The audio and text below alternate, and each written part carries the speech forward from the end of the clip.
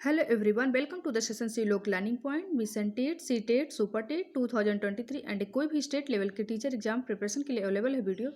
तो friends today हम UP TET के अंतर्गत बाल मनोविज्ञान बाल विकास से पहले हम मनोविज्ञान की कॉन्सेप्ट को समझेंगे कि मनोविज्ञान क्या होती है। तो उससे पहले हम एक छोटे से सुविचार के साथ शुरू करते हैं।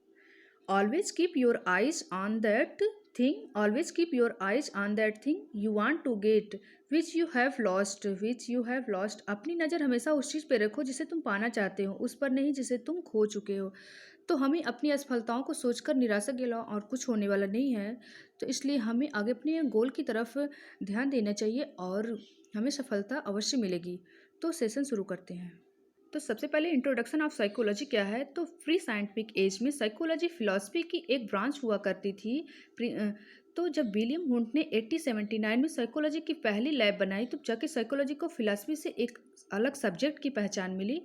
तो उसी टाइम से अगर आपको क्वेश्चन बनता है यूपी टेट के अंतर्गत मोस्टली कि साइकोलॉजी की फर्स्ट लैब प्रयोगशाला किसने बनाई, तो विलियम हुंट ने 1879 में बनाई। तो यहाँ पे आप समझ सकते हो साइकोलॉजी के कुछ कॉन्सेप्ट हैं कि ये यहाँ पे साइकोलॉजी के अंतर्गत children thought and common thought and observation thought आते हैं। तो यहाँ पे साइकोलॉजी 2 वर्ड से बने हुए हैं, जो साइकी प्लस लोगोस। तो साइकी का अर्थ होता है आत्मा एंड लोगोस का अर्थ होता है अध्ययन। तो जो आत्मा का अध्ययन करने वाला ही मनोविज्ञान है। तो जो हम अपनी बातों को समझ सके, आदतों को समझ सके, तो वही साइकोलॉजी होती है, वही मनोविज्ञान के अंतर्गत आता है।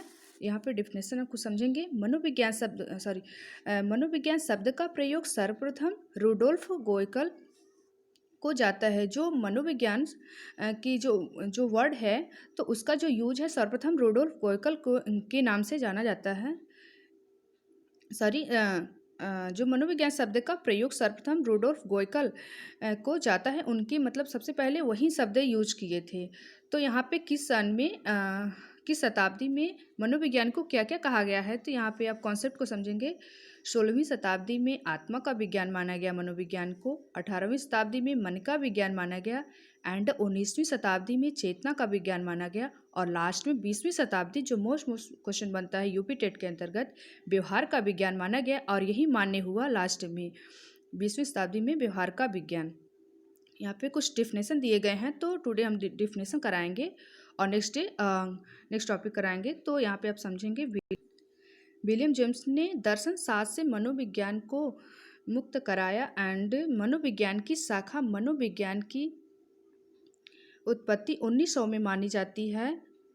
तो जो विलियम जेम्स ने है दर्शन शास्त्र से मनोविज्ञान को मुक्त कराया, तो उससे अलग एक सब्जेक्ट की पहचान दिलाई, यही मतलब मुक्त कराया। मनोविज्ञान की शाखा मनोविज्ञान की उत्पत्ति 1900 में मानी जाती हैं।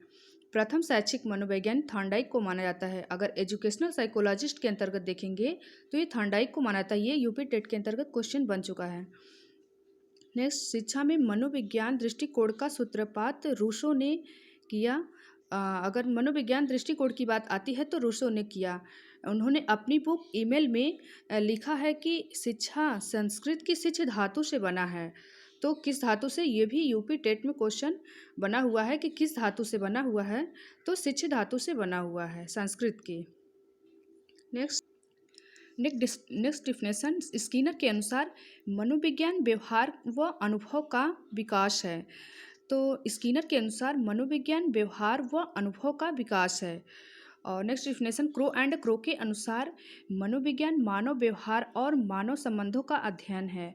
तो आदि डिफिनेशन आप अपने नोट्स में इंक्लूड कर लेंगे। और क्रो के अनुसार मनोविज्ञान मानव व्यवहार एंड मानव संबंधों का अध्ययन है। नेक्स्ट डिफिनेशन, वाटसन के अनुसार, यह भी मोस्टली बनता है, वाटसन के अनुसार मनोविज्ञान व्यवहार का शुद्ध निश्चित सकारात्मक एवं धनात्मक विज्ञान है।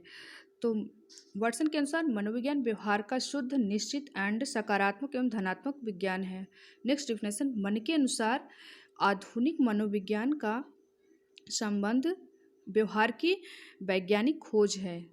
तो यहाँ पे मन के अनुसार आधुनिक मनोविज्ञान का संबंध व्यवहार की वैज्ञानिक खोज है। तो आज के लिए इतना ही फ्रेंड्स, नेक्स्ट टॉपिक लेके चलेंगे। तो अगर सेशन समझ में आया तो प्लीज़ कमेंट जरूर करिएगा। Like share and subscribe please. नमस्कार।